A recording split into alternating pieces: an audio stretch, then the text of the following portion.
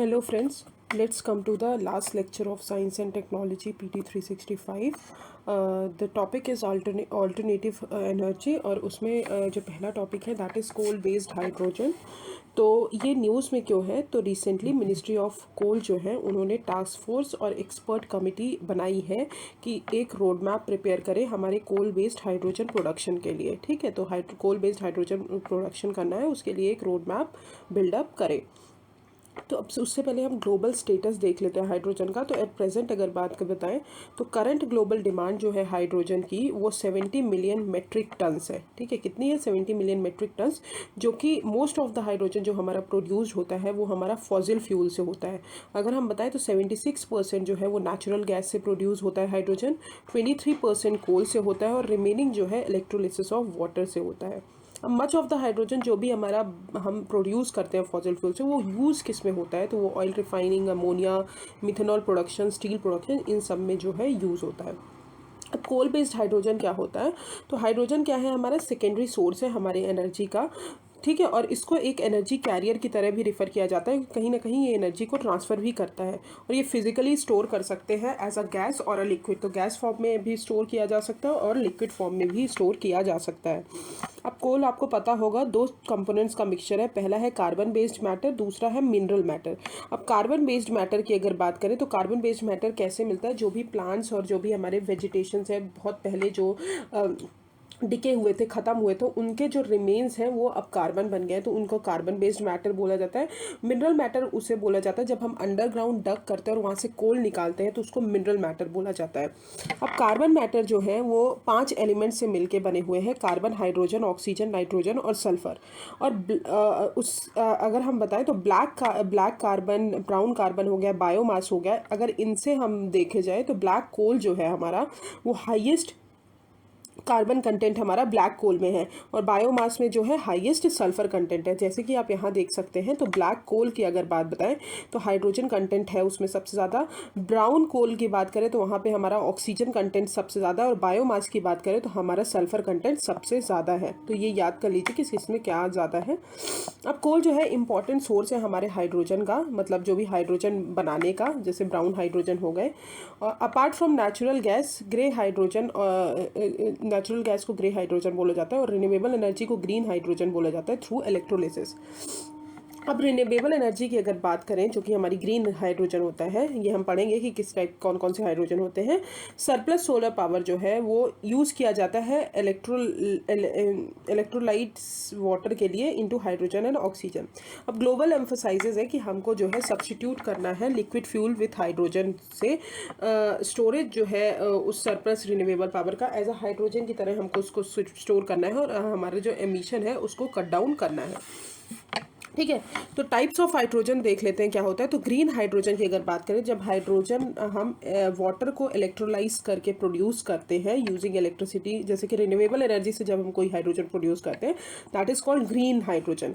Yellow hydrogen की बात करें, जब हम हाइड्रोजन प्रोड्यूस करते हैं by grid electricity, grid electricity के इलेक्ट्रोलिसिस से जो भी हाइड्रोजन प्रोड्यूस करते हैं उसको येलो हाइड्रोजन बोला जाता है। Pink and purple red hydrogen, जब हाइड्रोजन हम न्यूक्लियर पावर का इलेक्ट्रोलिसिस करके यूज़ करते हैं तो उसको हम पिंक हाइड्रोजन बोलते हैं। वाइट हाइड्रोजन जो बाई प्रोडक्ट होता है इंडस्ट्रियल प्रोसेस का हाइड्रोजन, वो उसे हम वाइट हाइड्रोजन बोलते हैं। फिर ब्राउन हाइड्रोजन की बात करें तो जो हम फॉसिल फ्यूल्स यूजुअली गैसिफिकेशन वगैरह से प्रोड्यूस करते हैं उसको हम ब्राउन हाइड्रोजन बोलते हैं। ब्लैक और ग्रे कार्बन उसे बोलते हैं जब हम हाइड्रोजन नेचुरल गैस से एक्सट्रैक्ट करते हैं using steam methane reforming. Blue hydrogen उसे बोलते हैं ग्रे और ब्राउन हाइड्रोजन, जो कि CO2 जो है, ब्लू हाइड्रोजन जो है CO2 को सिक्वेस्ट कर लेता है। जो भी CO2 एटमॉस्फेयर में रहता है उसको एब्जॉर्व कर लेता है, तो हमारा जो ग्रीन हाउस गैस है वो रिड्यूस होता है, तो ब्लू हाइड्रोजन उसे बोलते हैं। फिर टॉर्क्योस हाइड्रोजन जो है हाइड्रोजन, ये प्रोड्यूस किया जाता है जब हम मीथेन का थर्मल स्प्लिटिंग करते हैं। मीथेन को टेम्परेचर के थ्रू हम CH4 को टेम्परेचर के थ्रू स्प्लिट करते हैं तो जो हाइड्रोजन प्रोड्यूस होता है उसको ये हाइड्रोजन बोलते हैं। Instead of CO2 soil carbon जो है इसमें प्रोड्यूस होता है, CO2 प्रोड्यूस नहीं होता, सॉइल कार्बन प्रोड्यूस होता है। ठीक है, तो these are the different types of hydrogen, ये आप याद कर लीजिए। ठीक है, अब आते हैं how is coal based oxygen produce, कैसे प्रोड्यूस होता है। तो पार्शियल ऑक्सीडेशन प्रोसेस होता है, यूज़ किया जाता है हाइड्रोजन, कोल से हाइड्रोजन को प्रोड्यूस करने के लिए पार्शियल ऑक्सीडेशन प्रोसेस यूज़ किया जाता है। किसको? कोल से हाइड्रोजन बनाने के लिए, जिसका मतलब ये है कि जब हमारा जो कोल रहेगा उसमें कुछ अमाउंट ऑफ हम एयर ऐड करेंगे जो कि कहीं ना कहीं कार्बन डाइऑक्साइड जनरेट करेगा थ्रू ट्रेडिशनल कंबस्शन। यहाँ पे आप देख सकते हैं मेकिंग हाइड्रोजन फ्रॉम कोल। तो जैसे हमारा कोल है, हमने ठीक है कोल में हमने एयर ऐड की, तो कार्बन में हमने O2 ऐड किया तो CO2 बना, फिर उसके बाद एयर ऐड की, फिर उसके बाद हमने कोल ऐड किया उसी स्टेप में, स्टेप 2 में। तो CO2 में जब हमने कोल ऐड किया तो 2 कार्बन मोनोऑक्साइड बने, फिर उसके बाद स्टीम और वाटर ऐड किया तो मतलब H2O ऐड किया, तो 2 CO में H2O, जब CO में H2O ऐड किया तो CO2 बाहर निकला और H2 बाहर निकला, तो हमारा हाइड्रोजन जो है जनरेट हो गया। ठीक है, ऐसे ही तो पार्शियल ऑक्सीडेशन जो है ये बहुत सिग्निफिकेंट एजेंट है अपने खुद के लिए, कार्बन डाइऑक्साइड के लिए। कार्बन डाइऑक्साइड जो है फिर रेस्ट ऑफ द कार्बन से रिएक्ट करता है, जो कोल में प्रेजेंट रहते हैं, कार्बन मोनोऑक्साइड बनाता है थ्रू एंडोथर्मिक गैसिफिकेशन रिएक्शन। फिर कार्बन मोनोऑक्साइड जो है इन द गैस स्ट्रीम में जो भी कार्बन मोनोऑक्साइड रहता है वो फर्दर रिएक्ट करता है हमारे वाटर से, तो हाइड्रोजन और कार्बन डाइऑक्साइड को बनाता है। अब how does the picture look like for India in this industry अगर बात करें तो स्टील और अमोनिया जो है वो कहीं ना कहीं हाइड्रोजन की डिमांड का बहुत बड़ा ग्रोथ, हाइड्रोजन की डिमांड करता है सबसे ज़्यादा, फॉलोड बाई रिफाइनरीज और methanol. Almost 100% of the hydrogen जो भी प्रोड्यूस होता है इंडिया में वो थ्रू नेचुरल गैस होता है और उसे हम ग्रे हाइड्रोजन बोलते हैं। तो अबाउट 100% ऑफ द हाइड्रोजन जो भी प्रोड्यूस होता है उसको हम बोलते हैं grey hydrogen. In this context अगर बात करें तो pursuing coal based hydrogen could enable following for India. Benefits क्या हैं अब हमारे कोल बेस्ड हाइड्रोजन के? तो पहला है कि इंडिया जो है वर्ल्ड की 4th largest coal reserve country है, बट कॉस्ट जो है हाइड्रोजन प्रोडक्शन का जो भी हम कोल से प्रोड्यूस करते हैं वो बहुत चीपर है और लेस सेंसिटिव है टू प्रोडक्शन। ठीक है, इफेक्टिव वे है, क्लीन एनर्जी डेवलप होगी। अब चैलेंजेस क्या है? High rate of carbon dioxide emission होगा क्योंकि CO2 भी हो रहा है जनरेट और H2 भी हो रहा है। सेफ्टी एंड स्टोरेज प्रॉब्लम है, बिल्डिंग बहुत ज़्यादा इंफ्रास्ट्रक्चर ज़रूरत है और कंज्यूमर्स के मार्केट के लिए भी हमको ज़रूरत है, तो इसलिए जो है ये चैलेंजेस है। अब हाइड्रोजन के कैरेक्टरिस्टिक क्या है हम वो देख लेते हैं। तो हाइड्रोजन जो है कलरलेस और ऑर्डरलेस होता है, कोई स्मेल नहीं आती उसमें और कोई कलर नहीं होता। ये इजीली इस कंबस्ट नहीं हो सकता। ठीक है, लाइट वेट होता है, एक्सट्रीमली लो बॉइलिंग पॉइंट होती है, हाई कंबस्शन टेम्परेचर होता है और कोई भी फ्लेम प्रोड्यूस नहीं करता जब इसको हम जलाते हैं, और ये burn clean, no product of carbon dioxide और सल्फर डाइऑक्साइड विथ कंबस्शन। तो कोई भी प्रोडक्ट जो है CO2 और SO2 नहीं निकालता है। तो ये हो गए हमारा हाइड्रोजन के जो बेनिफिट्स थे। अब आते हैं रिएक्टर्स फॉर ग्रीन हाइड्रोजन। तो अगर इंडिया जो है अपना जो अगर हम बात करें तो इंडिया जो है अगर नेट ज़ीरो एमिशन 2070 तक अचीव कर लेता है तो बहुत ज़्यादा न्यूक्लियर पावर प्लांट की हमको ज़रूरत पड़ेगी। क्यों ज़रूरत पड़ेगी? क्योंकि उसकी कैपेसिटी जो है इंक्रीज़ हो जाएगी। अब हीटिंग वाटर जो है वो कहीं ना कहीं हाई टेम्परेचर रिएक्टर्स को यूज़ करते हैं और फिर क्या करते हैं, वाटर को स्प्लिट करते हैं इनटू हाइड्रोजन एंड ऑक्सीजन, जो कि कॉस्ट इफेक्टिव होता है। अब इंडियन का HTR डेवलपमेंट प्रोग्राम जो है उसके 2 एलिमेंट है। पहला है 100 किलोवाट जो है और thermal 1000 degree Celsius portable compact high temperature reactor develop करना है टेक्नोलॉजी डेमोन्स्ट्रेशन के लिए। फिर 600 मेगावाट थर्मल और 1000 degree Celsius Indian high temperature reactor hydrogen जो है वो डेवलप करना है। तो ये हो गया हमारा reactors for green hydrogen. Now let's come to solid state lithium batteries. अब हम इसके बारे में देखते हैं। तो सबसे पहले ये न्यूज़ में इसलिए है कि फोक्सवैगन जो है उनका एम यही है कि हमको solid state lithium metal battery जो है बनाना है, प्रोड्यूस करना है बाय 2025। तो 2025 तक solid state lithium metal battery जो है हमको बनाना है। अब solid state lithium metal battery होती क्या है वो देखते हैं। तो सॉलिड स्टेट बैटरी जो है वो क्या रिप्लेस करेगी? जो हमारे पॉलीमर सेपरेटर्स होते हैं जो सेपरेट करते हैं। आपको पता होगा एक तरफ एनोड होता है, एक तरफ कैथोड होता है और बीच में वो होता है, एक तरफ एनोड होता है, ठीक है, एक तरफ एनोड होता है, एक तरफ कैथोड होता है, ठीक है। एनोड होता है एक तरफ कैथोड होता है और बीच में कुछ सेपरेशन लगा रहता है जिसको इलेक्ट्रोलाइट सेपरेटर बोलते हैं, ठीक है। तो यहाँ पे क्या होगा, जो हमारी पॉलीमर सेपरेटर होते हैं, तो इन पॉलीमर सेपरेटर की जगह अब क्या लगेगा, सॉलिड स्टेट बैटरी लगेगी, यूज़ की जाएगी, जो कि जो पॉलीमर सेपरेटर होते थे वो कन्वेंशनल लिथियम आयन बैटरीज में यूज़ होते थे, बट सॉलिड स्टेट बैटरी में सॉलिड स्टेट जो सेपरेटर है वो यूज़ होगा।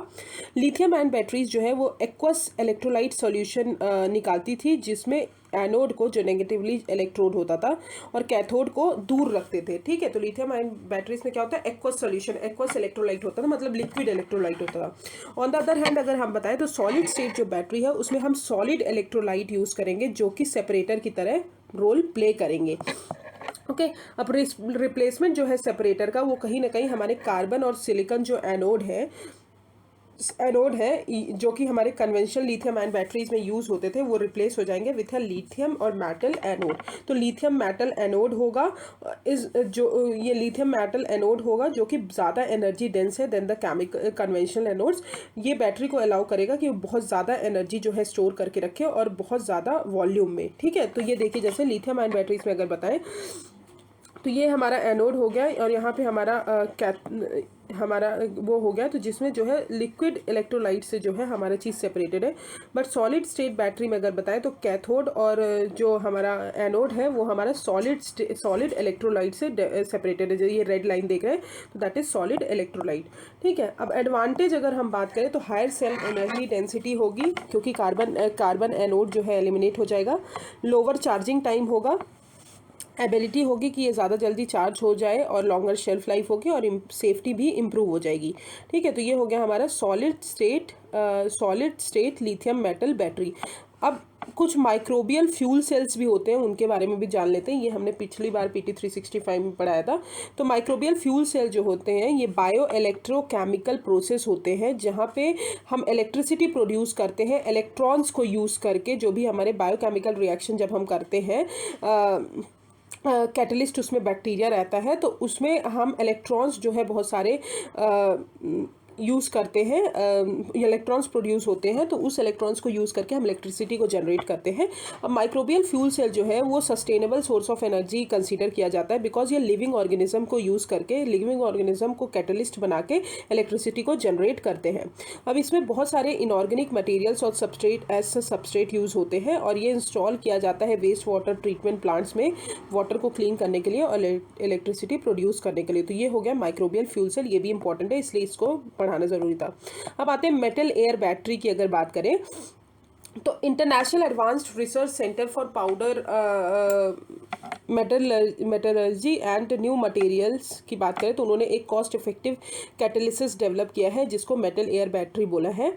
तो ARCI जो है ये ऑटोनॉमस ऑर्गेनाइजेशन है, रिसर्च एंड डेवलपमेंट सेंटर है department of science and technology का। तो मैप जो है ये इलेक्ट्रोकेमिकल सेल है जो हमारे जहाँ पे हमारा मेटल नेगेटिव इलेक्ट्रोड रहता है और एयर पॉजिटिव इलेक्ट्रोड रहता है। तो ये हमारा मेटल नेगेटिव इलेक्ट्रोड है, मेटल एनोड है, और यहाँ पे कैथोड है, तो एयर कैथोड है, ठीक है, ऑक्सीजन, और एक इलेक्ट्रोलाइट से ये सेपरेटेड है। अब मेटल आपको पता होगा, मेटल में हम कुछ भी यूज़ करते हैं, जैसे सोडियम हो गया, पोटेशियम, जिंक, मैग्नीशियम, एल्यूमिनियम, तो कुछ भी यूज़ कर सकते हैं। अब एडवांटेज अगर बताएं तो इनकी डेंसिटी जो होती है हाई एनर्जी डेंसिटी होती है, बहुत ज़्यादा रेंज तक ऑफर हो सकते हैं, मतलब 400 किलोमीटर तक ये बैटरी चल सकती है। मेटल्स जो है वो रिसाइकल्ड हो सकते हैं और ट्रेड हो सकते हैं डायरेक्टली फॉर इंडस्ट्रियल यूजेस। अब पोटेंशियल एप्लीकेशन अगर बात करें तो पाउडर जो है power sources for portable electronics, electrical vehicles के लिए यूज़ हो सकते हैं, एनर्जी स्टोरेज डिवाइसेस के लिए कि एनर्जी फ्लो हो रही है among renewable energy generators, okay. तो ये हो गया मेटल एयर बैटरी। तो एक तरफ मेटल नेगेटिव चार्ज में यूज़ करते हैं, मतलब मेटल एनोड यूज़ करते हो, और एयर कैथोड यूज़ करते हो, उसके बीच में इलेक्ट्रोलिसिस रहता है, ठीक है। तो ये हो गया हमारा मेटल एयर बैटरी। अब हम आते हैं आयरन एयर बैटरी। तो इन जुलाई 2021 अमेरिकन कंपनी जो थी उन्होंने एनर्जी इंक अनाउंस किया था, जो कि रिचार्जेबल आयरन एयर बैटरी है, कि वो इलेक्ट्रिसिटी कितना डिलीवर कर सकती है, 100 घंटे तक इलेक्ट्रिसिटी डिलीवर कर सकती है। वेट अ मिनट,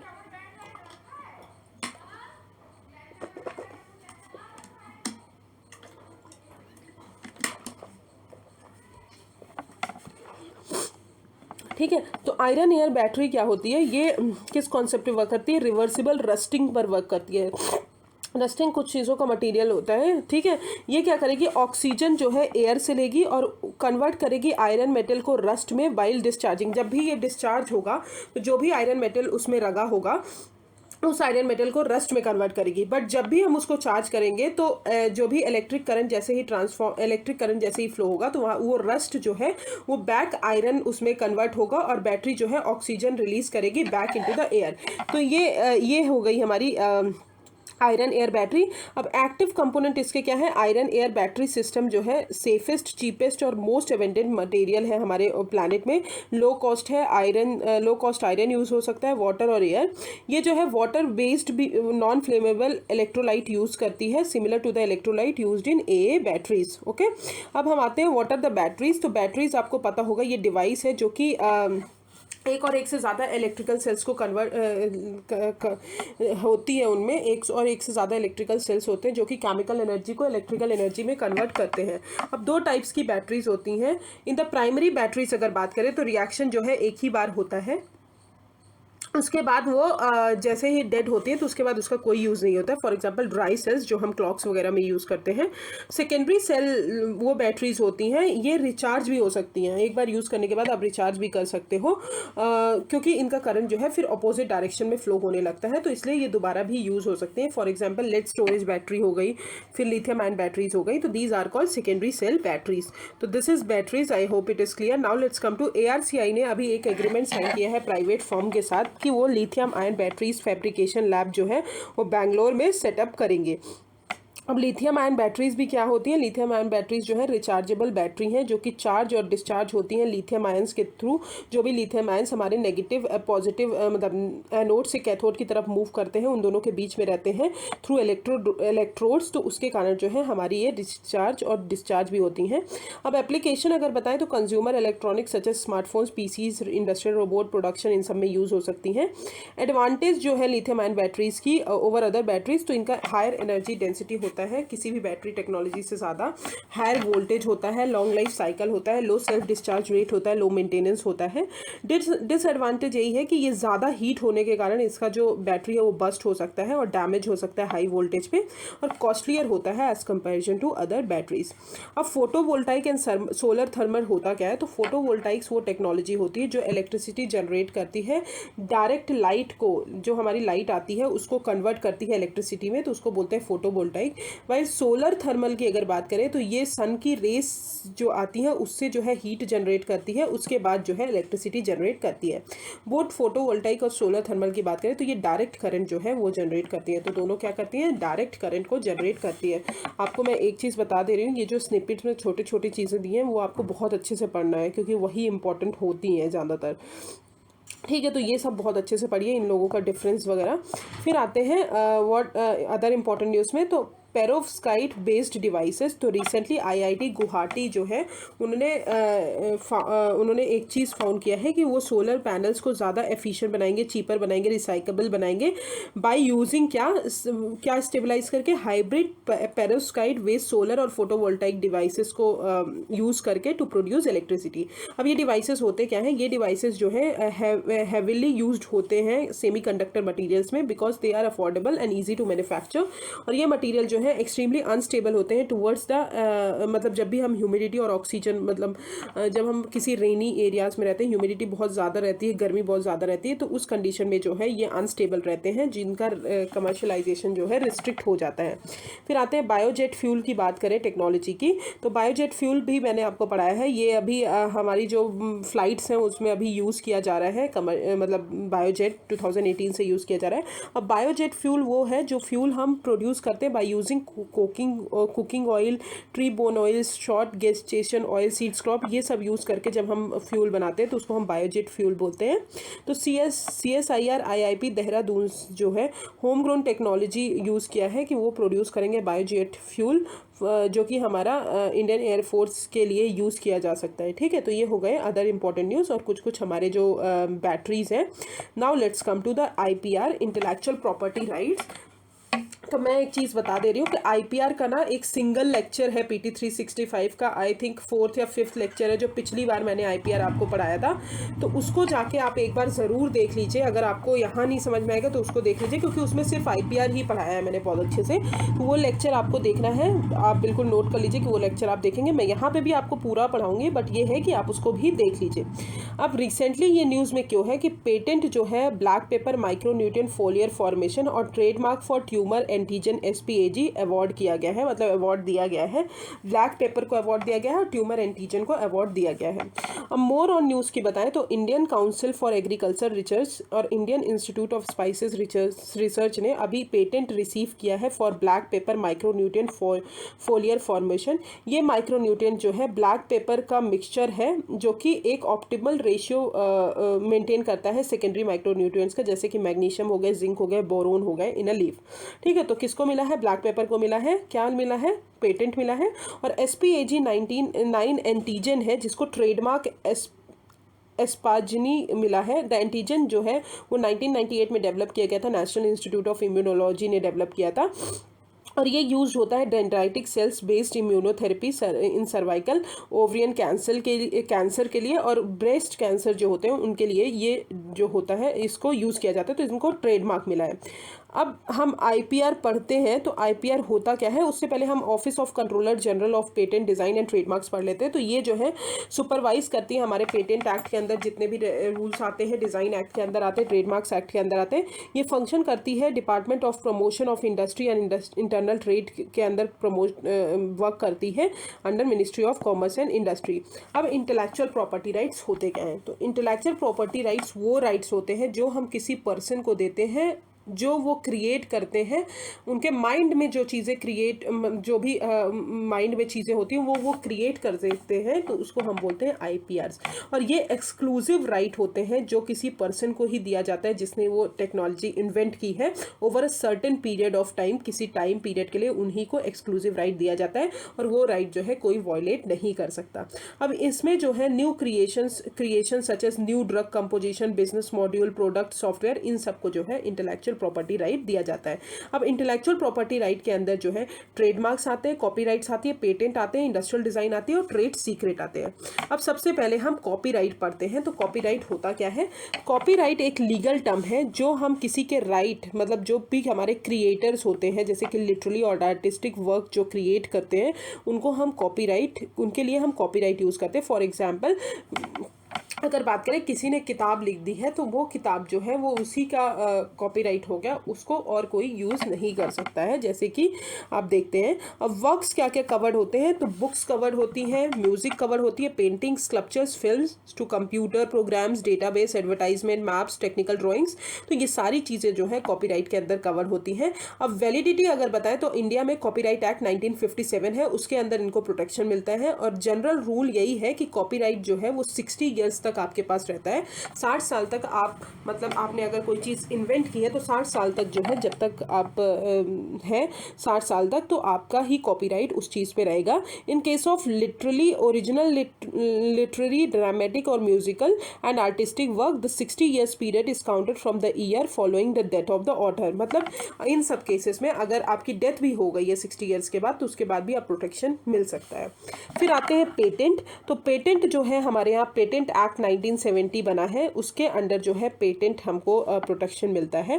अब पेटेंट एक एक्सक्लूसिव राइट है जो इन्वेंशंस के लिए किया जाता है। आपने कुछ इन्वेंट किया है तो उसके लिए आपको एक्सक्लूसिव राइट दिया जाएगा, और ये जो है पेटेंट ऑनर को प्रोवाइड करता है कि ये जो आपका इन्वेंशन है वो कोई और यूज़ कर सकता है, ये नहीं यूज़ कर सकता।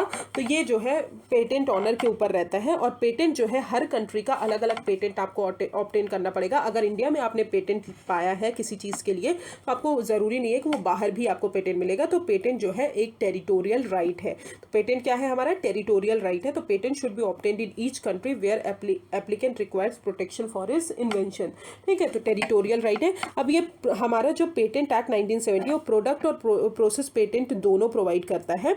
Inventions relating to either to a product और अ प्रोसेस इज न्यू, तो वो उनको पेटेंट दिया जाता है। अब प्रोडक्ट और प्रोसेस पेटेंट क्या होता है, तो फॉर एग्जांपल कुछ आपने न्यू इन्वेंट करके एक प्रोडक्ट बनाया, तो उसको हम बोलेंगे प्रोडक्ट पेटेंट, ठीक है। अगर आपने जो प्रोसेस यूज किया वो भी आपका न्यू है तो उसको हम बोलेंगे प्रोसेस पेटेंट। तो आपको दोनों में पेटेंट मिलेगा, प्रोसेस में भी पेटेंट मिल सकता है और प्रोडक्ट में भी पेटेंट मिल सकता है।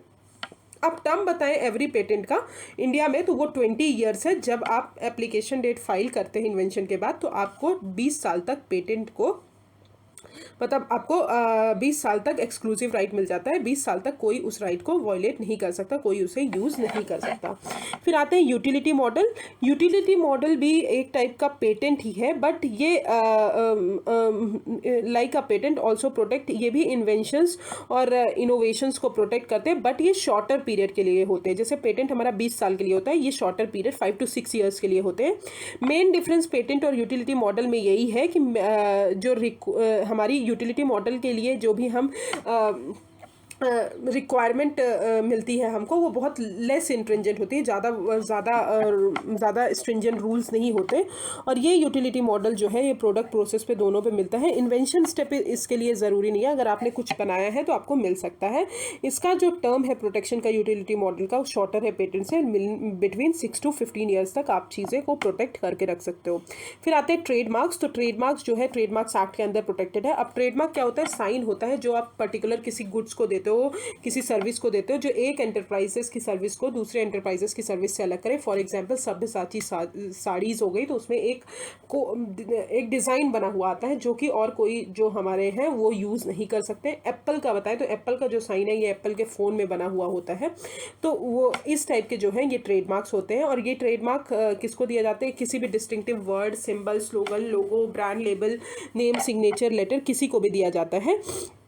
और ये ट्रेडमार्क जो है इनिशियली ये रजिस्टर्ड होता है फॉर पीरियड ऑफ 10 ईयर्स और रिन्यू कर सकते हैं आप इनडेफिनेटली फॉर एवरी 10 ईयर्स। हर 10 साल के लिए आपको रिन्यू करना पड़ेगा, ठीक है। तो ये हो गया ट्रेडमार्क्स। फिर आते हैं इंडस्ट्रियल डिज़ाइन। तो इंडस्ट्रियल डिज़ाइन जो है ये ऑर्नामेंटल और एस्थेटिक एस्पेक्ट्स जो होते हैं हमारे आर्टिकल के, उनको कवर करता है। जैसे कि अगर 3 डायमेंशनल फीचर्स है such as shapes, surface of an article, और 2 डायमेंशनल फीचर्स हैं, ठीक है, सच एज पैटर्न्स, लाइन्स और कलर्स, तो इन सबको प्रोटेक्ट करता है। और इंडिया में अगर बताएं तो मैक्सिमम वैलिडिटी रजिस्ट्रेशन के, तो मैक्सिमम आपको 15 साल तक ही इंडस्ट्रियल डिज़ाइन के लिए आपको वो मिल सकता है, मतलब एक्सक्लूसिव राइट रहता है। बट जनरली वो 5 साल के लिए ही दिया जाता है और मैक्सिमम 15 साल तक ही आपको मिलेगा। फिर आते हैं जोग्राफिकल इंडिकेशन। तो जोग्राफिकल इंडिकेशन आई होप मैंने पढ़ाया है। तो जोग्राफिकल इंडिकेशन एक्ट 1999 के अंदर प्रोटेक्टेड रहता है और मिनिस्ट्री ऑफ कॉमर्स और इंडस्ट्री DPIIT जो है इसको मैनेज करती है। ये साइंस है जो पर्टिकुलर किसी गुड्स को देते हैं जो पर्टिकुलर रीजन, जोग्राफिकल रीजन से ऑरिजिनेट होते हैं, ठीक है। मोस्ट कॉमनली ये जोग्राफिकल इंडिकेशन जो है नेम, किसी गुड्स के नेम को दिया जाता है और ओरिजिन जहाँ से हुआ है। और पहला जो प्रोडक्ट था जिसे दिया गया था जोग्राफिकल इंडिकेशन, वो दार्जिलिंग टी थी जो कि आसाम से थी। अब इसका रजिस्टर किया जाता है 10 साल के लिए और हर 10 साल बाद आप रिन्यू करवा सकते हैं इसको। अब ट्रेड सीक्रेट आते हैं। तो ट्रेड सीक्रेट के लिए इंडिया में अगर बात करें तो कोई भी स्पेसिफिक लॉ नहीं है, बट ये आता है कॉन्ट्रैक्ट एक्ट 1872 के अंदर, ये प्रोटेक्टेड है। ट्रेड सीक्रेट्स वो IP राइट्स हैं जो कि हमारी कॉन्फिडेंशियल इंफॉर्मेशन है किसी भी कंपनी की, वो सोल की जाती है या लाइसेंस की जाती है, तो वो सारी चीज़ें ट्रेड सीक्रेट्स में आती है। जैसे कि फॉर्मूला हो गया, रेसिपीज़ हो गई, टेक्निक्स हो गई, कंपाइलेशन मेथड, प्रोग्राम्स, प्रोसेस हो गए, डिवाइसेस हो गई, तो ये सब जो है हमारे ट्रेड सीक्रेट्स में आते हैं। और ट्रेड सीक्रेट्स जो है तब तक वैलिड रहता है जब तक कोई दूसरा जो है इंडिपेंडेंटली डेवलप नहीं कर सकता। तो अनलिमिटेड टाइम पीरियड तक जो है ये हमारा सीक्रेट्स जो है हमारा रहता है, ठीक है। तो ये हो गया हमारे IPR। आई होप आपको ये सारी चीज़ें क्लियर हो गई होंगी। यही सेम चीज़ मैंने आपको उसमें भी पढ़ाई है, जो पिछली बार PT 365 आई थी साइंस एंड टेक्नोलॉजी की, उसमें भी सेम पढ़ाया। अब कुछ टर्म्स जो हैं IPR से एसोसिएटेड हैं। तो पहला है एवरग्रीनिंग ऑफ पेटेंट।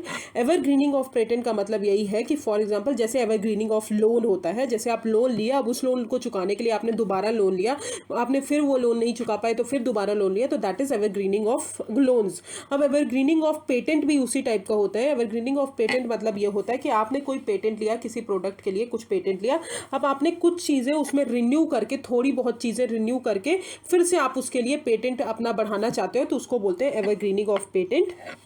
ठीक है। तो सेक्शन 3D जो है इंडियन पेटेंट एक्ट का, वो हमारा अलाउ नहीं करता रिन्यूअल ऑफ पेटेंट, ठीक है, क्योंकि ये कहीं ना कहीं हमारी फार्मास्यूटिकल कंपनीज जो हैं उनके लिए कंसर्न्स हैं।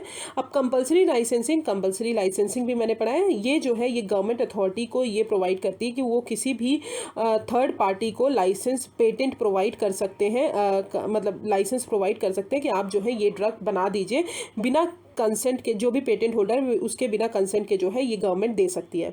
अब जो इंडिया का सेक्शन 92 ऑफ पेटेंट एक्ट 1970 है वो प्रोवाइड करता है कि कंपलसरी लाइसेंसिंग जो है सेंट्रल गवर्नमेंट इशू कर सकती है, और ये ट्रिप्स एग्रीमेंट का वॉयलेटिव नहीं है। तो कंपलसरी लाइसेंसिंग जो है ट्रिप्स एग्रीमेंट भी बोलता है कि आप दे सकते हैं, और ये नॉन वॉयलेटिव है ट्रिप्स एग्रीमेंट का। सेंट्रल गवर्नमेंट कब देती है? अगर नेशनल इमरजेंसी हो जाए, कुछ सर्कमस्टांसेस हो कि एक्सट्रीम इमरजेंसी है in public non commercial use के लिए सेंट्रल गवर्नमेंट जो है लाइसेंस प्रोवाइड कर सकती है।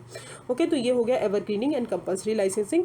अब रिलेटेड इंफॉर्मेशन की बात बताएं तो as per patent act 1970 plants और एनिमल्स जो है इन होल और any part thereof other than microorganism but including seeds, variety, species, essentially biological process for production और प्रोपोगेशन ऑफ प्लांट, ये जो है इन्वेंशंस नहीं है, इसलिए ये पेटेंटेबल नहीं है। ओके, अब आते हैं रिलेटेड न्यूज़। तो इंडिया जो है अभी रिकॉर्ड 572% ग्रोथ रिकॉर्ड किए हैं अपने पेटेंट में लास्ट 7 ईयर्स में। मेजर्स जो इंडिया ने गवर्नमेंट ने लिए हैं एनकरेज करने के लिए इनोवेशन, तो 80% फ़ी रिड्यूस कर दिया है to all regional recognised educated institution है उनको लिए कि वो अप्लाई कर सके पेटेंट के लिए इंडिया और अब्रॉड में।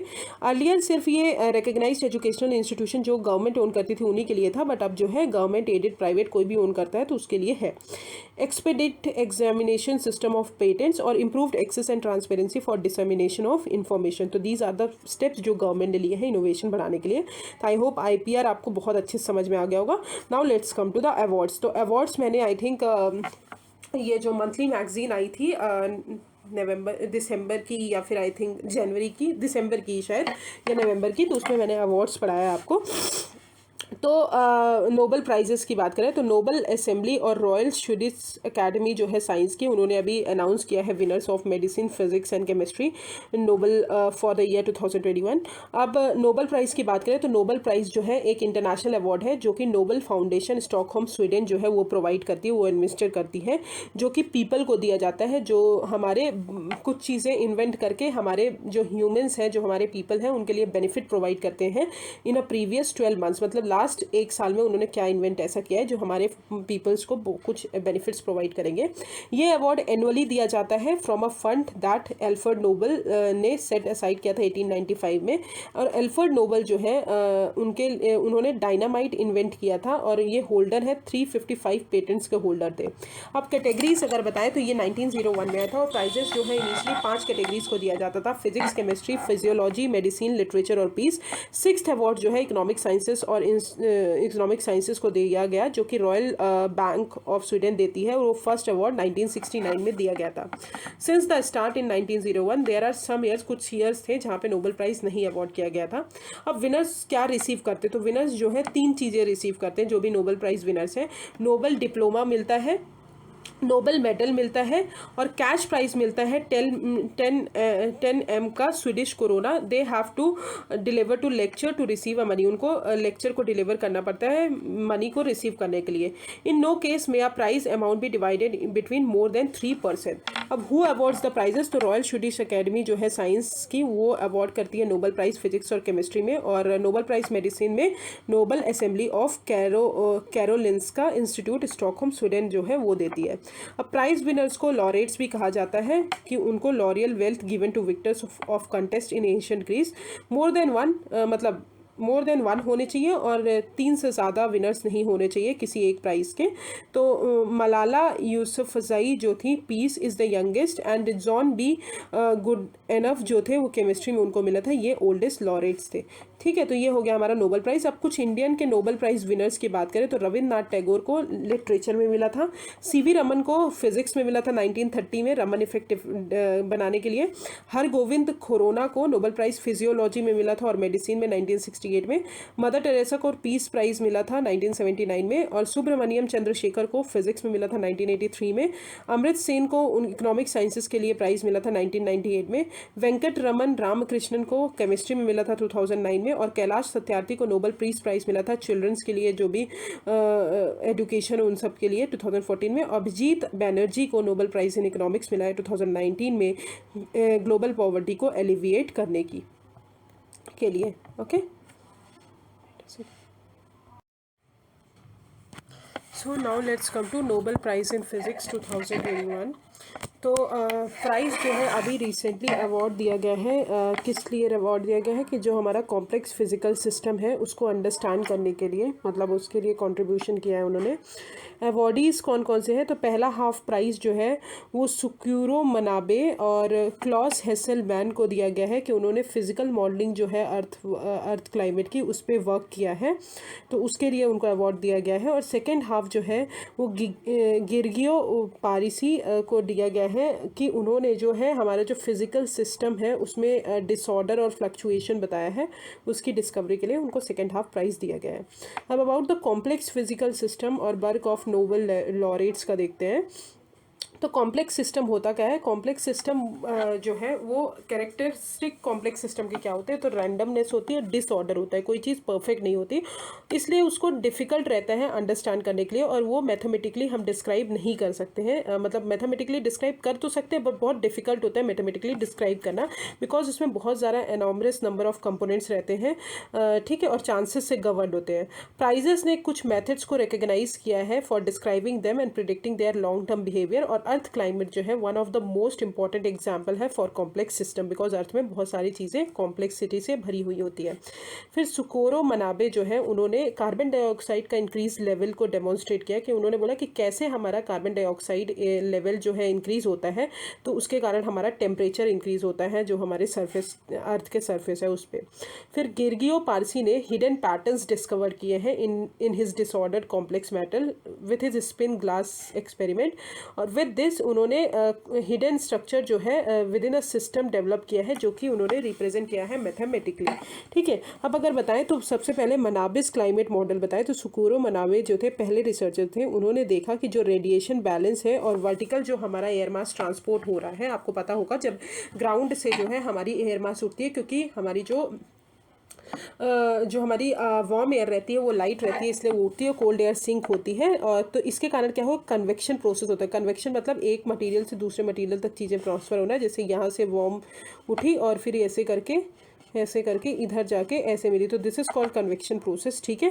कन्वेक्शन प्रोसेस तो air mass due to convection also taking account of heat contributed by water cycle, जो भी हीट कंट्रीब्यूट करता है उसको भी लिया है।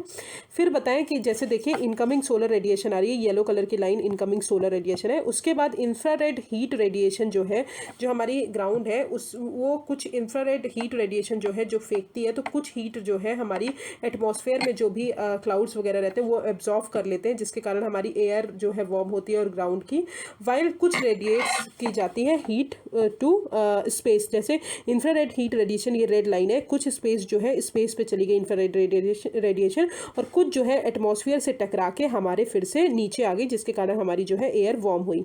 अब हॉट एयर जो है हमारी लाइटर होती है than the cold air, so hot air जो है हमेशा राइज होती है, this is red colour, hot air rise हो रही है। इट कैरीज वाटर वेपर, वो वाटर वेपर भी कैरी करती है जो कि ग्रीन हाउस गैस के लिए बहुत बड़ी रिस्पॉन्सिबल है। जितनी वार्मर एयर होगी उतना कंसंट्रेशन वाटर वेपर का होल्ड करेगी। फर्दर अब जहाँ पे एटमॉस्फेयर कोल्डर हो जाता है तो क्लाउड ड्रॉप्स होता है और वहाँ पे लेटेंट हीट जो है वो हमारी रिलीज़ होती है, और हीट जो स्टोर होता है वाटर वेपर में वो भी रिलीज़ होती है, तो कोल्ड एयर जो है सिंक हो रही है, ब्लू कलर का पार्ट हो गया और यहाँ पे हमारे क्लाउड्स फॉर्मेशन हुए। तो ये हो गया हमारा जो हमारा स्ट्रक्चर है। अब इम्प्लीकेशन क्या है उनके वर्क का, तो क्लाइमेट चेंज मॉडल्स की बात करें तो 1960s में फिजिकल मॉडल का डेवलपमेंट किया गया था अर्थ के क्लाइमेट का, जहाँ पे उन्होंने कुछ जो करंट क्लाइमेट मॉडल्स हैं उनका डेवलपमेंट भी किया था। फिर mathematical mathematical representation of random phenomena, ये हेल्प करेंगे कि हमारा जो रैंडम मटीरियल्स है, फिनोमिना है फिजिक्स में, उनको अंडरस्टैंड कर पाएँ. Development of complex system theory, ये has been used in many disorder system and become a corner stone of the theory of complex system. तो ये हो गया हमारे 3 इम्प्लीकेशंस. ठीक है, अब आते हैं नोबेल प्राइज इन फिजियोलॉजी और मेडिसिन में किसको मिला है. तो discoveries of receptor for temperature and touch, तो इनको जो है अवार्ड दिया गया है. तो ये अवार्ड जो है फिजियोलॉजी में डेविड जूलियस और एड्रिम पेटापोटियन को जो है अवार्ड दिया गया है. तो about the receptors and work of Nobel laureates का देखते हैं.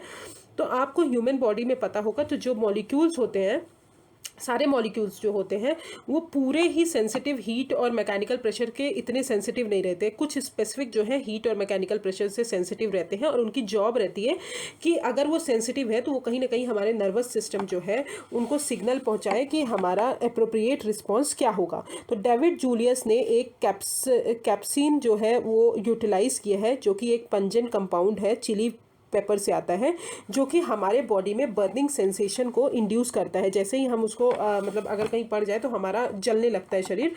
तो ये कहीं ना कहीं हमारे नर्व को ये सेंसर की तरह काम करता है of the skin that respond to the heat. अब ही एंड हिज टीम ने लुक्ड फॉर अ जीन, उन्होंने एक जीन को देखा जो कि कुछ इस रिस्पॉन्स इंड्यूस करेंगे हमारी बॉडी में. कैस्पिसिन अगर हमारे बॉडी में आता है, that usually wouldn't react to it. They found one in the novel ion channel protein, उसको TRPV1 दिया, जहाँ पे TRP का मतलब है ट्रांजिएंट रिसेप्टर पोटेंशियल और VR1 का मतलब है वेनिलॉइड रिसेप्टर 1.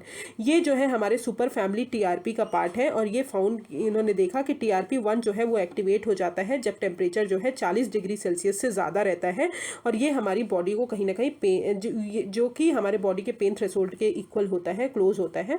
फिर एंड्रिम पेटापोटियन जो थे, उन्होंने प्रेशर सेंसिटिव सेल को यूज़ किया, और उन्होंने नोवर क्लास जो सेंसर्स होते हैं उसको डिस्कवर किया, जो हमारे मैकेनिकल स्टिमुलाई है हमारे स्किन के और इंटरनल ऑर्गन के, उसको रिस्पॉन्ड करते हैं.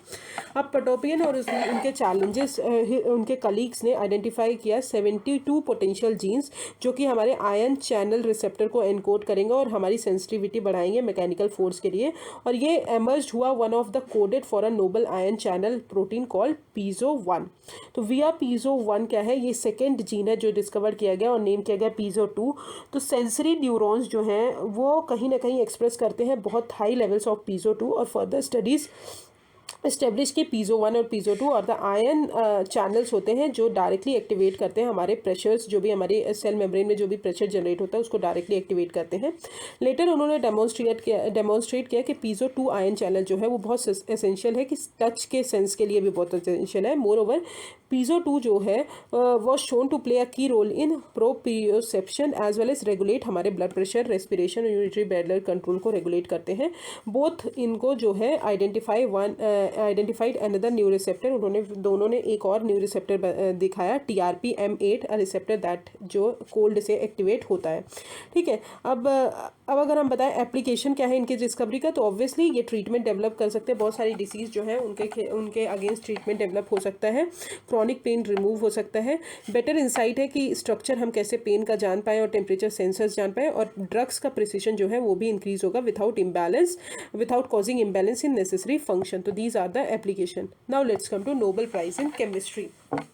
तो नोबेल प्राइज़ केमिस्ट्री में जो है वो एक ऑर्गेनो कैटलिस्ट डेवलप करने के लिए दिया गया, कि एक प्रिसाइज न्यू टूल जो है मॉलिकुलर कंस्ट्रक्शन के लिए डेवलप किया है, that is organocatalysis. Awardees जो है नोबेल प्राइज़ जो केमिस्ट्री में है वो बेंजामिन लिस्ट और डेविड मैकमिलन को दिया गया है. अबाउट कैटलिसिस की बात करें तो कैटलिसिस एंड ऑर्गेनो कैटलिसिस जो है and the work of Nobel laureates.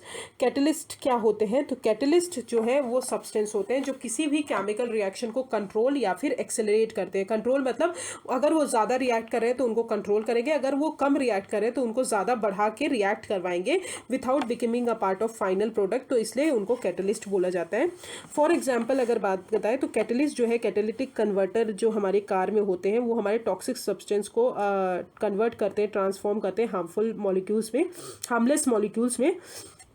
तो उन्हें बोलते हैं कैटलिस्ट। अब रिसर्चर्स जो हैं उन्होंने बहुत बिलीव किया कि दो टाइप्स के हमारे कैटलिस्ट अवेलेबल है, पहला है मेटल, दूसरा है एंजाइम।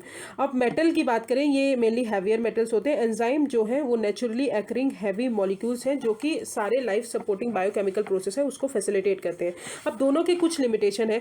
तो जैसे मेटल्स की बात करें, जो हमारे हैवियर मेटल्स हैं वो बहुत एक्सपेंसिव होते हैं और टॉक्सिक होते हैं ह्यूमन्स के लिए। ऑल्सो मेटल्स जो एनवायरमेंट में होते हैं, एनवायरनमेंट को जो ज़रूरी होता है फ्री ऑफ वाटर और ऑक्सीजन, वो भी डिफ़िकल्ट होते हैं इंडस्ट्रियल स्केल में। अब एंजाइम्स की बात करें, वो बेस्ट तब वर्क करते हैं जब उन वाटर यूज़ होता है। तो हैवियर मेटल में वाटर यूज़ होता है तब वो वर्क अच्छे से नहीं करते, बट एंजाइम तब वर्क करते हैं जब वाटर यूज़ होता है as a medium of chemical reaction. But that is not an environment suitable for all kinds of chemical reaction. तो इसलिए एंजाइम्स भी ज़्यादा टाइप के केमिकल रिएक्शन के लिए सुइटेबल नहीं है। अब अगर यहाँ पे दिखाया जाए तो जैसे कि फॉर एग्जाम्पल डेविड मैकमिलन जो थे, उन्होंने वर्क किया कि मेटल कैटलिस्ट जो है वो ईजिली डिस्ट्रॉय हो जा सकते हैं मॉइस्चर के द्वारा, कि अभी हमने देखा कि वो मॉइस्चर में अच्छे से वर्क नहीं करते।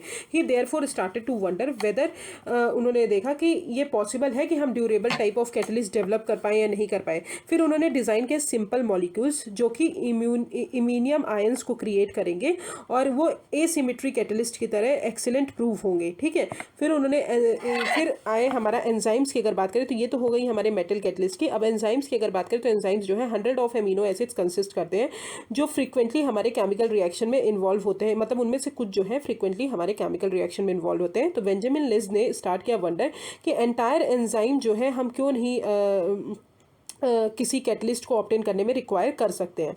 अब बेंजामिन लिज ने टेस्ट किया कि whether an amino acid called proline उन्होंने बोला अमीनो एसिड्स को, इन ऑल इट्स सिंप्लिसिटी वो केमिकल रिएक्शन को कैटेलाइज कर सकता है या नहीं कर सकता। तो पर उन्होंने देखा कि ये बहुत अच्छे से वर्क किया। तो प्रोलीन जो है नाइट्रोजन एटम से बना हुआ है जो कि हमारे जो इलेक्ट्रॉन्स हैं जो भी हमारे केमिकल रिएक्शन में मतलब वो हो रहे हैं तो वो उनको एकोमोडेट करेगा और प्रोवाइड करेगा। तो ये हमने देखा। तो दो टाइप्स के अमीनो एसिड्स एंजाइम हो गए कुछ, तो दो टाइप के अमीनो एसिड्स जो कैटेलाइज करेंगे हमारी केमिकल रिएक्शन को। तो प्रोलीन नाइट्रोजन एटम से बना हुआ है। ठीक है, अब हम आते हैं what are the significance of these discoveries. तो हम पढ़ेंगे कैटलिस्ट। बेंजामिन लिस्ट और डेविड मैकमिलन ने दोनों ने एक थर्ड टाइप का कैटलिस्ट डेवलप किया जिसको उन्होंने एसिमेट्री ऑर्गेनो कैटेलिसिस बोला, जो कि build upon small organic molecules. अब कुछ सिग्निफिकेंस है तो इको फ्रेंडली होता है। ऑर्गेनो कैटलिस्ट जो है स्टेबल फ्रेमवर्क होता है बिकॉज वो दोनों टाइप्स दोनों सिमिट्री होती है। Often contain common elements such as oxygen, nitrogen, sulphur और फॉस्फेरस। दस दीज कैटलिस्ट जो है वो बोथ एनवायरमेंट फ्रेंडली होते हैं और चीप होते हैं प्रोड्यूस के लिए। एफिशिएंट की बात करें तो ऑर्गेनिक कैटलिस्ट जो है ये यूज़ किया जाता है to drive multitudes of chemical reaction. Using this reaction researchers ने मोर एफिशिएंटली कंस्ट्रक्ट किया है anything from new pharmaceuticals to molecules that can capture light in solar cells. Economic benefit की बात करें तो कैटलिस्ट हमको हेल्प कर सकते हैं बहुत सारे प्रोडक्ट्स को प्रोडक्शन करने में, जैसे कि फार्मास्यूटिकल हो गया, प्लास्टिक्स हो गए, परफ्यूम्स हो गए, फूड फ्लेवरिंग हो गए।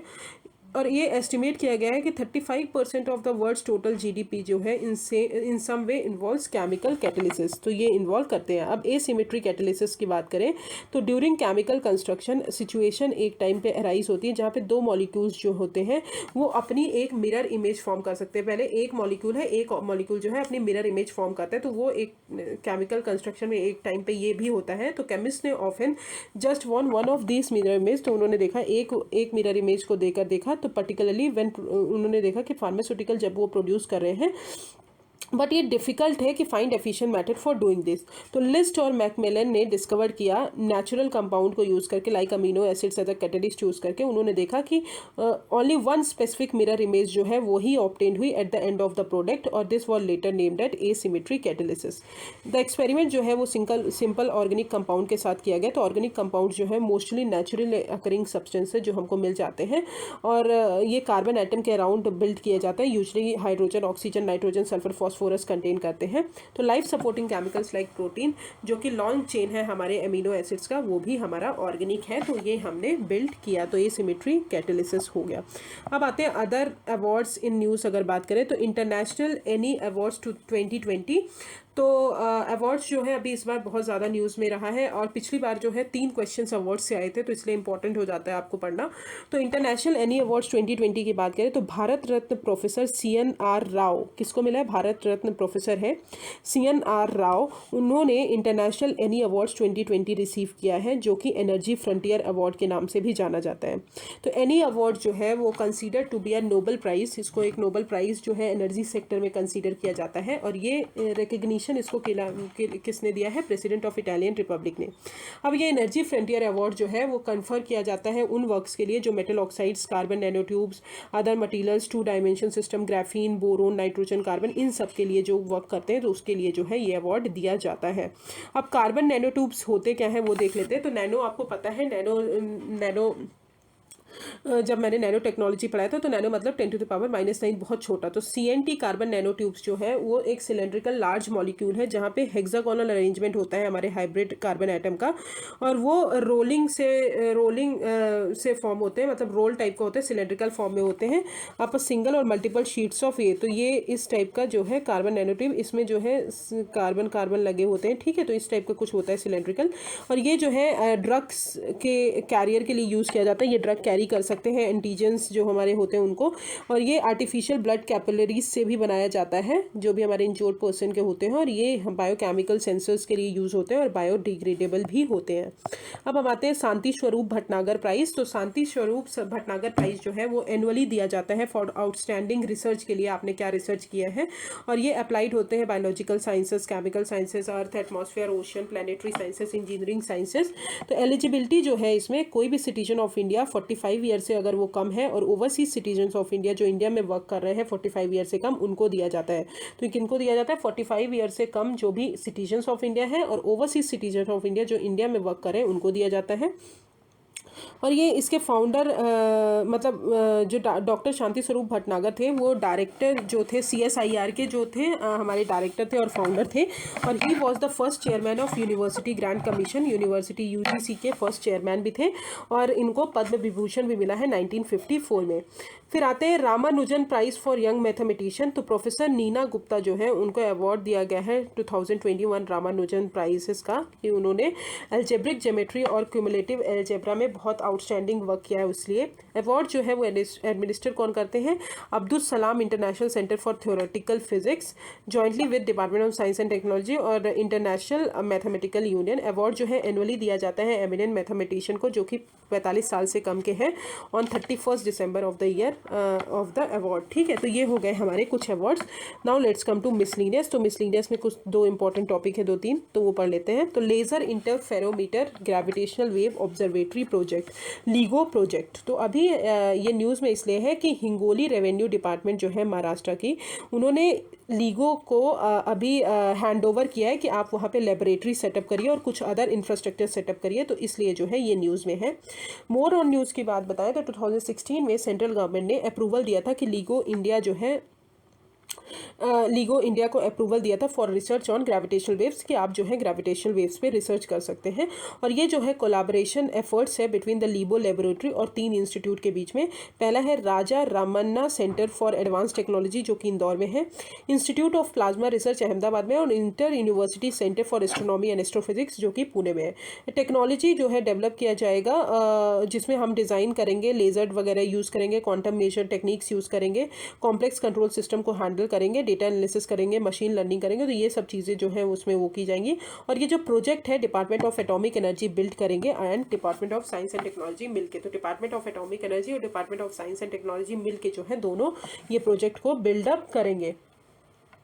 अब अबाउट LIGO की बात बताएं तो ये जो है LIGO है क्या, ये डिज़ाइन किया था कि हम जो है ग्रेविटेशनल वेव्स जो है हमारी उनका डायरेक्ट डिटेक्शन कर सके, ठीक है। और ये आइंस्टाइन जो भी हमारी Einstein general theory of relativity थी जिन्होंने प्रेडिक्ट किया था कि ग्रेविटेशनल वेव्स कैसे होते हैं, तो उनको डिटेक्शन के लिए, उसके डिटेक्शन के लिए ये LIGO और जो है डिज़ाइन किया गया। तो Einstein general theory of relativity मैंने आपको पढ़ा दिया है ऑलरेडी, ठीक है, जब हमने ब्लैक होल्स पढ़ाया था उसमें मैंने पढ़ाया है। और ये जो है 2 साइट्स जो है यूएस में, वहाँ से ऑपरेट होता है, वॉशिंगटन और लुइसियाना। और 3 अदर लीगो सिस्टर्स फैसिलिटीज़ हैं, विर्गो इटली में है, GEO 600 जर्मनी में है, और कागरा जो है जापान में है, और लीगो है इंडिया में। ठीक है, तो ये जो है नाम है हमारे उसके। अब अगर लीगो का हम पूरा टाइमलाइन बताएं तो 1999 में लीगो इनॉग्रेट हुआ। 2015 में एडवांस्ड लीगो ने ग्रेविटेशनल वेव्स को डिटेक्ट किया। जब 2 ब्लैक होल्स कोलाइड किए तो उन्होंने ग्रेविटेशनल वेव्स को डिटेक्ट किया। 2017 में ग्रेविटेशनल वेव्स जो है हमने बाइनरी ब्लैक होल के मर्जर से जो ऑब्जर्व की उसको ऑब्जर्व किया। 2017 में लीगो और विर्गो जो है उन्होंने पहला डिटेक्शन किया ग्रेविटेशनल वेव का, कि न्यूट्रॉन स्टार जब कोलाइड होते तब ग्रेविटेशनल वेव कैसे निकलती है, तो उन्होंने पहला डिटेक्शन किया। और 2019 में लीगो और विर्गो ने डिटेक्ट किया न्यूट्रॉन स्टार स्मैश अप्स। ठीक है, डेटा लीगो है वो कलेक्ट करता है far reaching effects on many areas of physics including gravitation, relativity, astrophysics, cosmology और पार्टिकल फिजिक्स और न्यूक्लियर फिजिक्स। लीगो जो है वो लेजर इंटरफेरोमीटरी यूज करता है, जो हमारे मिनट रिपल्स होते हैं स्पेस टाइम इंटरवल में, उसको देखता है, जो कि ग्रेविटेशनल वेव्स के द्वारा कॉज होते हैं जब हमारे कोलाइडिंग स्टार्स, जब ब्लैक होल्स कोलाइड होते हैं, न्यूट्रॉन स्टार्स कोलाइड होते हैं उसके टाइम में। इंटरफेरोमीटर क्या होता है? इंटरफेरोमीटर एक इन्वेस्टिगेटिव टूल होता है जो कि बहुत सारी, जो 2 और 2 से ज़्यादा लाइट का सोर्स जब मर्ज होता है तब हमको ऑब्जर्व होता है, एक इंटरफेरेंस पैटर्न क्रिएट करते हैं जो कि मेजर और एनालाइज किया जा सकता है। They are often use for very small measurement, ये जनरली स्मॉल मेजरमेंट के लिए यूज़ किए जाते हैं बट अचीवेबल नहीं होते ऑन एनी अदर वे। और ये it is different from other observatories as. तो लीगो जो है वो ब्लाइंड होता है। तो अनलाइक ऑप्टिकल और रेडियो टेलीस्कोप की बात करें तो लीगो जो है इलेक्ट्रोमैग्नेटिक रेडिएशन जो है उसको नहीं देख पाता, क्योंकि एज ग्रेविटेशनल जो वेव्स होती हैं वो हमारी पार्ट नहीं होती इलेक्ट्रोमैग्नेटिक स्पेक्ट्रम का, इसलिए जो है ये इलेक्ट्रोमैग्नेटिक रेडिएशन नहीं देख पाते। तो लीगो जो है इलेक्ट्रोमैग्नेटिक रेडिएशन नहीं देख पाते। LIGO is an round and can't point two specific location in space. ठीक है, तो वो राउंड नहीं होते और किसी स्पेसिफिक लोकेशन को पॉइंट नहीं कर सकते, क्योंकि सिंस लीगो जो है वो light doesn't need to collect light from stars, ये जो है इनके लिए लाइट को, जो स्टार से लाइट आती है उनको कलेक्ट नहीं करते, और it doesn't need to be round और डिश शेप्ड। ओके, अब आते हैं सिग्निफिकेंस क्या है हमारी ग्रेविटेशनल वेव्स को डिटेक्ट करने के लिए। तो ऑब्वियसली आइंस्टाइन की जो जनरल थ्योरी ऑफ रिलेटिविटी है वो कैसे वर्क करती है एक्सट्रीम कंडीशन के अंदर, तो उसको देखेंगे। इन्फॉर्मेशन जो है हमारे डेंस मैटर जो है हमारे यूनिवर्स में उसको दिखाएंगे, और न्यूट्रॉन स्टार्स को, कैसे ऑब्जेक्ट हमारे like black holes, neutron stars जो है एग्जिस्ट होते हैं यूनिवर्स में, उनको दिखाएंगे। और इंसाइट हमको प्रोवाइड करेंगे कि यूनिवर्स जो है वो कैसे वहाँ पे मोस्ट वायलेंट एक्सप्लोजन्स होते हैं। ठीक है, तो ये हो गया। अब ग्रेविटेशनल वेव्स क्या होती हैं? तो ग्रेविटेशनल वेव्स जनरली ये रिपल्स होती हैं स्पेस टाइम में। स्पेस टाइम जो होता है हमारा, स्पेस में जो भी टाइम होता है उस टाइम में रिपल्स होती हैं। ये जनरली स्पीड ऑफ लाइट के थ्रू स्पीड ऑफ लाइट के जो स्पीड होती है उस स्पीड पे ट्रैवल करती हैं। और ये कैसे बनती हैं? वॉयलेंट और एनर्जेटिक प्रोसेस जो यूनिवर्स में होते हैं, जैसे कि अगर कोई स्टार एक्सप्लोड हो गया, ठीक है, तो बिग स्टार एक साथ मिल गए और जो कि ऑब्जेक्ट बहुत हाई स्पीड से मूव कर रहा है, या फिर 2 ब्लैक होल्स जो हैं एक दूसरे को ऑर्बिट कर रहे हैं या मर्ज हो रहे हैं, तो तब जाके हमारी ग्रेविटेशनल वेव्स फॉर्म होती हैं। ये जो है अपने साथ इंफॉर्मेशन कैरी करती हैं, जो भी हमारे कैटेलाइस्मिक ऑरिजिन्स होते हैं, इन वैल्यूएबल क्लूज होते हैं ग्रेविटी के, उन सबको कैरी करती हैं। अब कुछ डिफरेंट टाइप्स के ग्रेविटेशनल वेव्स होते हैं। पहला है कंटिन्यूअस ग्रेविटेशनल वेव्स। ये प्रोड्यूस्ड होता है by a single spinning massive object like neutron star. अगर न्यूट्रॉन स्टार बस मूव कर रहा है एक बहुत बड़ा मैसिव ऑब्जेक्ट, तो उसके थ्रू जो है ये प्रोड्यूस होती है, तो उनको बोलते हैं कंटिन्यूअस ग्रेविटेशनल वेव्स। फिर आते हैं compact binary inspiral gravitational waves. ये प्रोड्यूस होते हैं by orbiting pair of massive and dense object, जो बहुत बड़े और बहुत डेंस ऑब्जेक्ट जैसे वाइट ड्वार्फ स्टार्स हो गए, ब्लैक होल्स हो गए और न्यूट्रॉन स्टार्स हो गए। फिर स्टोकैस्टिक ग्रेविटेशनल वेव्स जो हैं ये स्मॉलेस्ट होते हैं और मोस्ट डिफिकल्ट ग्रेविटेशनल वेव्स होते हैं। इनको डिटेक्ट करना बहुत डिफिकल्ट होता है, जो कि पास करते हैं सारे all over the universe all the time and mixed together at random, कभी भी मिक्सड हो जाते हैं। तो ये हो गए हमारे ग्रेविटेशनल वेव्स। अब आते हैं लिडार सर्वे रिपोर्ट। तो recently ministry of environment, forest and climate change ने रिलीज़ किया है लिडार, जिसका फुल फॉर्म है light detection and ranging based report जो है उन्होंने निकाली है, जो कि वाटर रिक्वायरमेंट है हमारे फॉरेस्ट एरियाज़ में 10 स्टेट के, उसको मैप किया है उन्होंने। तो मोर ऑन न्यूज़ की बात बताएं तो प्रोजेक्ट जो है अवार्ड किया गया है टू वेबकॉस, ये कि पब्लिक यूनिट है अंडर मिनिस्ट्री ऑफ जल शक्ति। सर्वे जो है वो 10 फॉरेस्ट एरियाज़ में किया जाएगा, आसाम, बिहार, छत्तीसगढ़, गोवा, झारखंड, मध्य प्रदेश, महाराष्ट्र, मणिपुर, नागालैंड, त्रिपुरा। ये जो है ridge to valley approach use करेंगे। रिज टू वैली मतलब इस टाइप का अप्रोच यूज़ करेंगे, पहले रिज में जाएंगे उसके बाद वैली, इस टाइप का। अगर ये माउंटेन है तो यहाँ पे ऐसा टाइप का, ठीक है। Ridge to valley approach move पे बेस्ड है और वाटरशेड मैनेजमेंट। लिडार जो है वो 3D इमेजेस क्रिएट करेगा प्रोजेक्ट एरियाज़ की, जो भी हमारे प्रोजेक्टेड एरियाज है फॉरेस्ट एरियाज, उनकी 3D इमेज क्रिएट करेगा और रिकमेंड करेगा सॉइल और वाटर कंजर्वेशन स्ट्रक्चर्स। और स्टेट फॉरेस्ट डिपार्टमेंट जो है वो compensatory forestation fund management and planning authority जो है कैंपा फंड्स यूज़ करेंगे इम्प्लीमेंटेशन, प्रोजेक्ट के इम्प्लीमेंटेशन के लिए। और सर्वे हेल्प करेगा कि एरियाज़ को आइडेंटिफाई कर सके और उनके ग्राउंड वाटर को रिचार्ज कर पाए और ह्यूमन एनिमल जो कॉन्फ्लिक्ट है उनको रिड्यूस कर pi by reducing water scarcity, ठीक है। अब लिडार टेक्नोलॉजी है क्या? तो लिडार जो है ये एक रिमोट सेंसिंग टेक्नोलॉजी है जो लाइट को यूज़ करती है, जो भी हमारी पल्स फॉर्म में आती है, पल्स लेज़र फॉर्म में आती है, उस लाइट को यूज़ करके हमारे जो रेंजेस हैं, टारगेट्स हैं, उनको मेजर करती है। ये लाइट पल्सेस जो है वो अदर डेटा के साथ कंबाइन किया जाता है, जैसे कि एयरब्रोन सिस्टम से जो भी डेटा आता है उससे के साथ कंबाइन किया जाएगा और एक प्रिसाइज इमेजेस 3 डायमेंशनल इंफॉर्मेशन जो है अर्थ के बारे में बताई जाएगी। ये सिमिलर होता है रडार और सोनार की तरह, जैसे रडार जो है रेडियो वेव्स यूज़ करता है और सोनार जो है साउंड वेव्स यूज़ करता है। लिडार जो है उसके इसमें लेज़र, स्कैनर और स्पेशलाइज्ड GPS रिसीवर होता है जो वर्क करता है इनके साथ, मतलब इन कंसिस्ट करता है। तो ये जो है पूरा प्रॉपर लोकेशन बताते हैं। और एयरप्लेन और हेलीकॉप्टर्स जो है मोस्ट कॉमनली यूज्ड प्लेटफॉर्म्स है जिसके थ्रू हम लिडार डेटा जो है एक्वायर करते हैं। अब 2 टाइप के लिडार होते हैं, टोपोग्राफिक और बैथीमेट्री। टोपोग्राफिक मतलब नियर इंफ्रारेड लेजर जो हमारे लैंड को मैप करते हैं, और बैथीमेट्री जो हमारे ओशियंस का जो नीचे वाला पार्ट होता है, सबसे नीचे वाला पार्ट, उसको बैथीमेट्रिक डेटा उसको बोलते हैं। अब एप्लीकेशन बताएं तो लैंड मैनेजमेंट हो जाएगा, प्लानिंग एफर्ट्स बहुत अच्छे होंगे, हजार्ड्स असेसमेंट होगा, forestry, agriculture, geological mapping, watershed और रिवर सर्वे जो है वो सही से हो पाएगा, ठीक है। अब हम आते हैं फ्लेक्स फ्यूल इंजन्स। तो गवर्नमेंट ने अभी इशू किया है एडवाइजरी कार मेकर्स को कि वो फ्लेक्स फ्यूल इंजन्स जो है व्हीकल्स में इंट्रोड्यूस करें। अब फ्लेक्स फ्यूल व्हीकल्स होते क्या हैं? ये एक मॉडिफाइड वर्जन है हमारे व्हीकल का जो कि हमारे गैसोलीन और ब्लेंडेड पेट्रोल पे रन करेंगे with different levels of ethanol blend. ये सक्सेसफुल हुआ है ब्राज़ील, और पीपल को ऑप्शन मिला है कि वो फ्यूल को स्विच कर सके। तो फ्लेक्स फ्यूल जो है, फ्लेक्सिबल फ्यूल भी बोला जाता है इनको, ये ऑल्टरनेटिव फ्यूल है जो कि गैसोलीन और मिथेनॉल और इथेनॉल के कॉम्बिनेशन से बने हुए हैं। अब एडवांटेज क्या है कि ये ऑप्शन प्रोवाइड करते हैं कि बायोफ्यूल्स जो भी हम यूज़ कर रहे हैं, मतलब कि हम बायोफ्यूल्स यूज़ कर पाएँ जो कि बेटर देन है पेट्रोल। और टारगेट है, डेट है हमको कि 20% इथेनॉल ब्लेंड करना है पेट्रोल के साथ अभी 2025 तक। और फ्लेक्स फ्यूल इंजन जो है वो कैपेबल है कि 100% पेट्रोल और इथेनॉल जो है उस पर रन करेंगे। Help in addressing the problem of surplus food grains और reduce dependence on oil imports. अब चैलेंजेस क्या है? तो ऑब्वियसली एडिशनल इन्वेस्टमेंट रिक्वायर्ड है ऑटो कंपनीज से प्रोडक्शन लाइन में। इथेनॉल जो है कहीं ना कहीं कोरोजन और डैमेज हमारे इंजन को कर सकता है, और इथेनॉल जो है not as economical as gasoline as it does not provide the same level of fuel efficiency। अब मुऑन G2 जो है ये न्यूज़ में भी है। तो मुऑन G2 है क्या? तो सबसे पहले मुऑन ये न्यूज़ में क्यों है वो पढ़ लेते हैं। तो फर्मी लैब जो है which houses the American particle accelerator, उन्होंने रिलीज़ किया है पहला result from its muon G2 experiment. तो उन्होंने पहला मुऑन G2 एक्सपेरिमेंट रिलीज़ किया है। अब मुऑन G2 एक्सपेरिमेंट जो है वो जो हमारे मुऑन्स हैं जो कि सब एटॉमिक पार्टिकल है उनके प्रिसिशन को देखेगा, जो कि मैग्नेटिक फील्ड से उनको इफेक्ट हो रहा है या नहीं हो रहा है।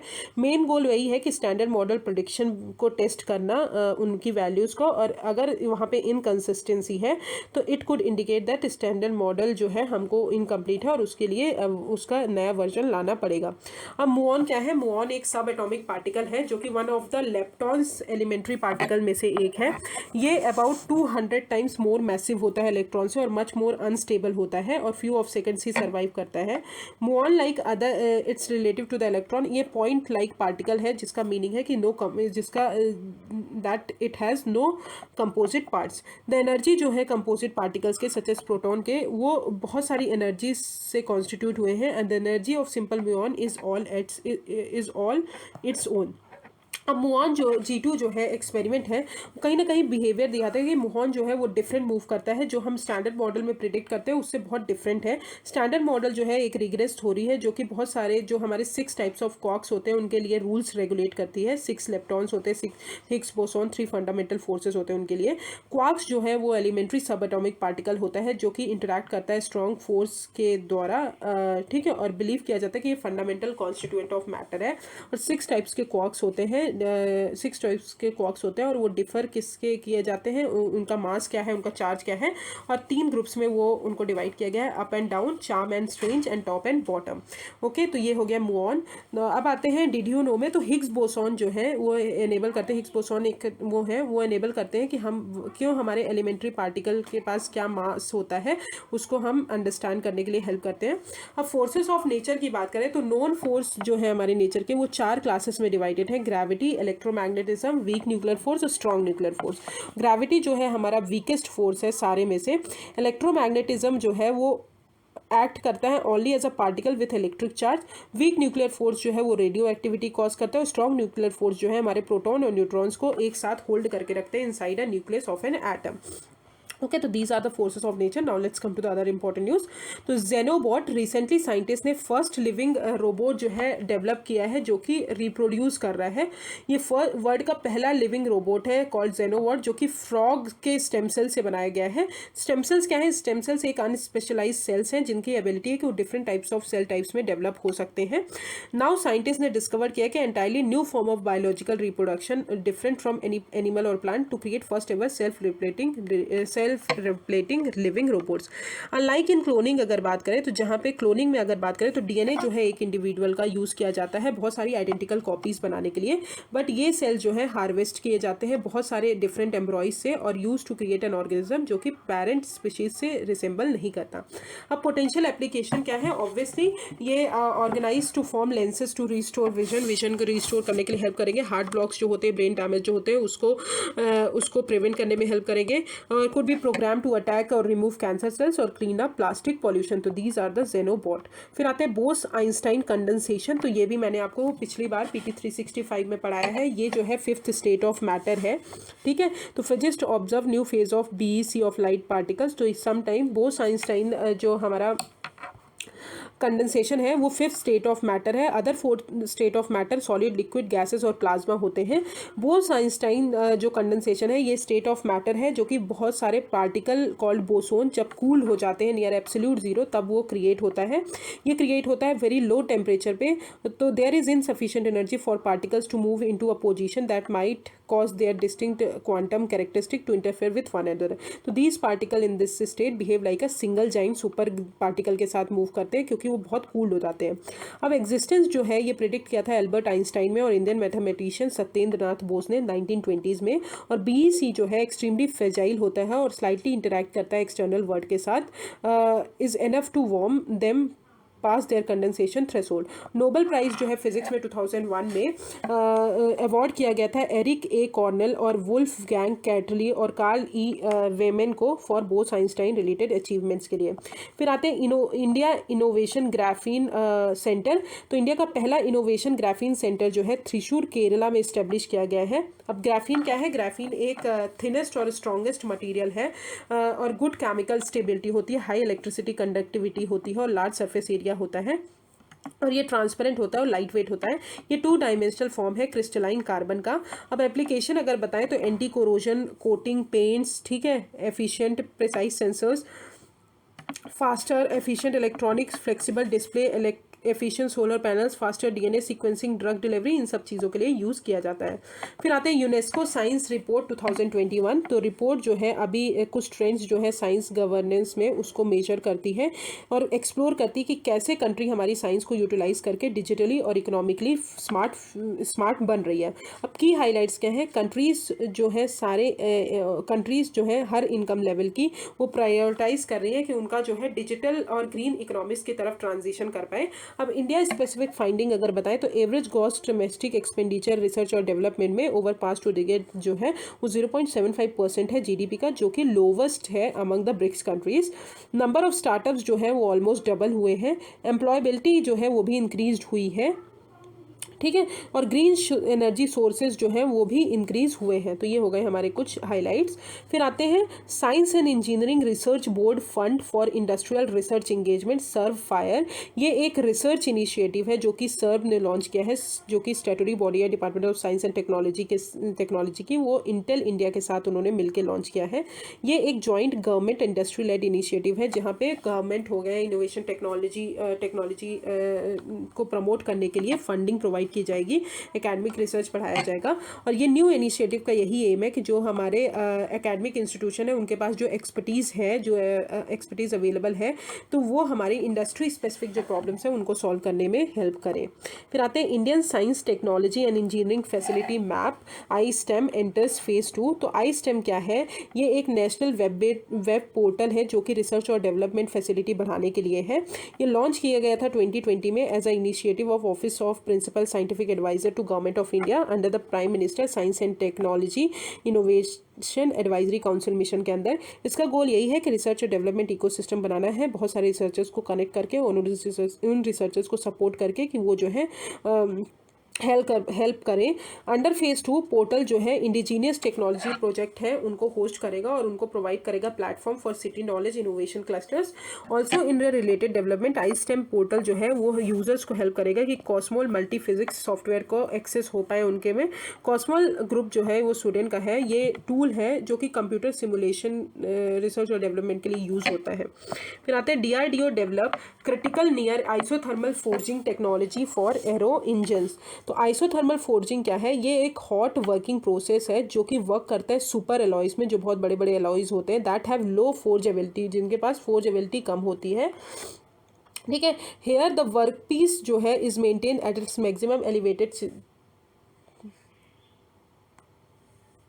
Elevated temperatures throughout the entire operation. ठीक है, ये टेक्नोलॉजी जो है breakthrough involves developing complex titanium and nickel based alloys को डेवलप करेगी, जो कि हमारे टेम्परेचर अगर 1000 डिग्री सेल्सियस से ज़्यादा हो रहा है तो उस पर भी वो टेक्नोलॉजी वर्क कर सकती है। और ये हेल्प करेगा इंडिया को कि वो अपने जेट इंजन्स डेवलप कर सकें with thrust to power combat fighter. फिर आते हैं आर्टिफिशियल स्नो। तो for the first time in the history winter Olympics जब हुआ था तो एथलीट्स ने जो है 100% आर्टिफिशियल स्नो क्रिएट किया था बेजिंग में। आर्टिफिशियल स्नो क्या है? एक स्मॉल पार्टिकल है आइस का जो कि यूज़ किया जाता है कि हमारा जो अमाउंट ऑफ स्नो है उसको इंक्रीज कर पाए for the winter sports such as skiing and snow boarding.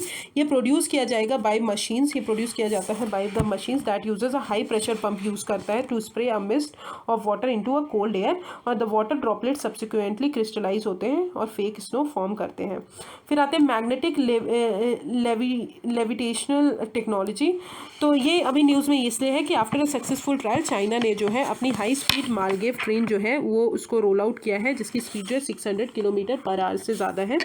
मालगेव क्या है? एक शॉर्ट नेम है मैग्नेटिक लेविटेशन का। ये एक सिस्टम है जहाँ पे व्हीकल जो है वो levitated from the guide way corresponding to the rail tracks of conventional railway. वो इलेक्ट्रोमैग्नेटिक फोर्सेस यूज करके between the superconducting magnets onwards the vehicle and coils on the ground. Because of no contact between the vehicles, दोनों vehicles के बीच में कोई contact नहीं रहता और गाइड वे के बीच में, तो ये जो है बहुत हाई स्पीड रीच कर पाता है और हाई एफिशिएंसी होती है और लो नॉइस होता है।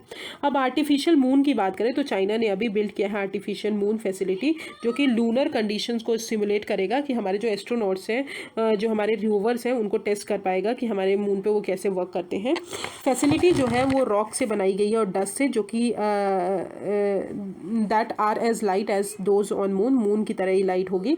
और ये पावरफुल मैग्नेटिक फील्ड भी यूज़ करेंगे टू मेक ग्रेविटी डिसअपियर। तो चाइना ने ऑलरेडी डेवलप किया है आर्टिफिशियल सन, अब वो आर्टिफिशियल मून भी डेवलप कर रहे हैं। तो आर्टिफिशियल सन उन्होंने न्यूक्लियर फ्यूजन जो है उसको रेप्लिकेट करने के लिए किया है, जो कि नेचुरली अकर करता है सन में, नेचुरली होता है सन में, और stars to provide almost infinite clean energy. So this is the end of science and technology part. And आपको कोई भी प्रॉब्लम है साइंस एंड टेक्नोलॉजी पार्ट में तो आप प्लीज़ मुझे कमेंट सेक्शन में कमेंट कर सकते हैं, या एक्सपीरियंस वाले बोर्ड चैनल में। प्लीज़ आप इन वीडियोस को देखें, क्योंकि आप जितनी बार देखेंगे उतना जल्दी रिमेंबर होगा। क्योंकि जब कोई बोलता है ना, जब आप वीडियो देखते हो तो आपके माइंड में ज़्यादा अच्छे से चीज़ें आती हैं एज़ कम्पेरिजन टू जब आप पढ़ते हो। ठीक है, तो इसलिए प्लीज़ आप ये देखें। एंड इसके बाद में एनवायरनमेंट का first lecture I think upload हो चुका है आपको। सेकंड लेक्चर आपको अपलोड किया जाएगा, तो तब तक आप ये science and technology part complete कर लीजिए और रिवाइज कर लीजिए। सेकंड आपको एनवायरनमेंट का मिल जाएगा। And thank you so much. Okay.